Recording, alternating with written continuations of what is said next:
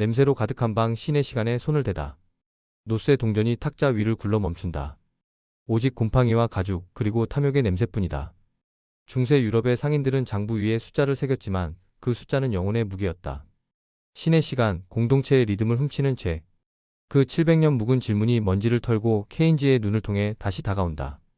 케인즈의 질문, 돈이 생명을 낳지 못한다면 문명은 어떻게 자라왔는가? 케인즈의 응답, 욕망은 죄가 아니라 순환의 시작이다. 스콜라의 논리 불모의 돈과 도덕의 방패. 스콜라 철학자들은 아리스토텔레스의 전통을 따라 화폐를 단지 교환의 수단으로만 보았다. 씨앗을 맺지 못하는 쇠처럼 돈은 스스로 가치를 창출하지 못했다. 따라서 이자를 받는 행위는 공동체에 속한 시간을 개인의 사적 이익으로 전유하는 것으로 여겨졌다. 이자 금지령은 탐욕으로부터 신의 질서를 지키는 도덕적 방패였다. 케인즈의 질문, 우리는 신의 질서를 버리고 불안을 신으로 삼은 것인가? 케인즈의 응답, 이자는 미래의 불확실성을 피하려는 인간의 심리, 곧 유동성 선호의 대가다. 토마스 아퀴나스의 교훈 도덕 경제의 질서. 토마스 아퀴나스는 이자 금지를 통해 시장의 무절제한 이윤 추구를 제어하고자 했다. 이자는 부의 불균형을 심화시키는 사회적 불의의 근원으로 간주되었다. 모든 경제 행위는 공동체의 지속 가능한 안녕에 봉사해야 했으므로 비생산적인 화폐에 이윤을 붙이는 것은 도덕 질서를 파괴하는 행위였다.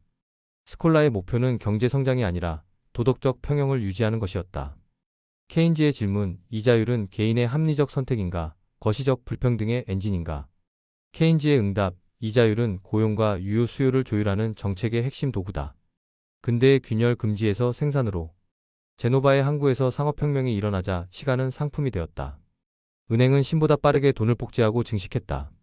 노동과 생산의 가치가 금융 거품 속에 휘발될 때 중세의 도덕 경제는 케인즈의 눈을 통해 우리를 바라본다.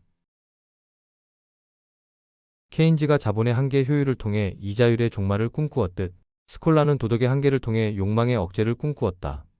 케인즈의 질문, 우리는 이윤을 통해 생산하는가 아니면 시간을 훔치는가? 케인즈의 응답, 이자는 신이 아니라 인간의 공포에서 비롯된 환상이다. 오늘의 성당 이자율의 제단 위에서. 오늘도 우리는 은행의 불빛 아래서 금리를 예배한다. 희망과 공포의 그래프가 인간의 심장을 대신해 뛴다. 이자율은 이제 신의 음성이 아니라 인간의 심리 그래프다. 금리가 오르면 두려워하고 내리면 희망을 건다.